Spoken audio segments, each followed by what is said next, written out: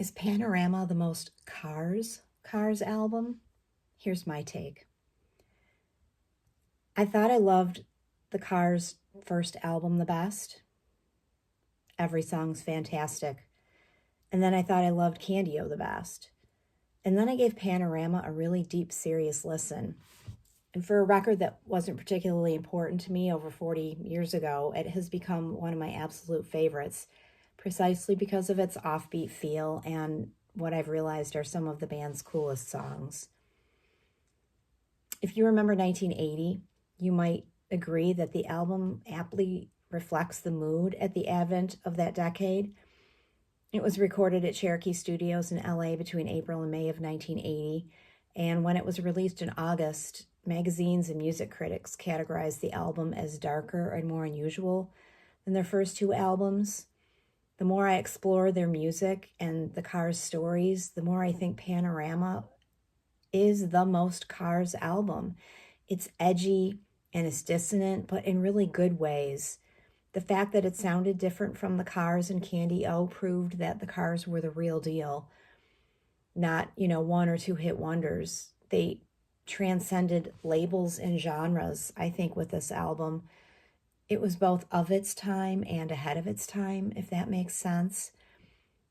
Panorama was also Ben's dark-haired era, and damn if he didn't look sexy as hell with dark hair.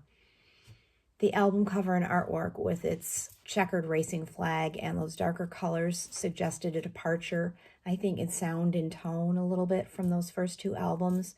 It eschewed that previous use of the iconic female image, and for that reason, to me, it looked intriguing.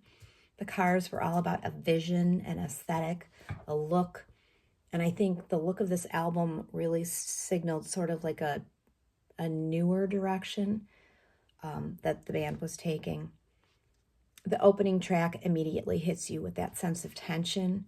The lyrics to Panorama were typical Rick, double entendres and opaque meanings.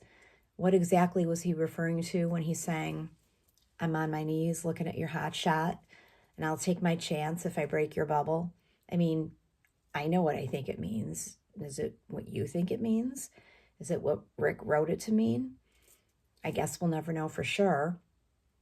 And despite the different sound, it continued the Rick themes of, the lonely guy, wanting, waiting, hoping, fantasizing about the unattainable love or lust interest, but in a more detached way than in a song like "It's All I Can Do."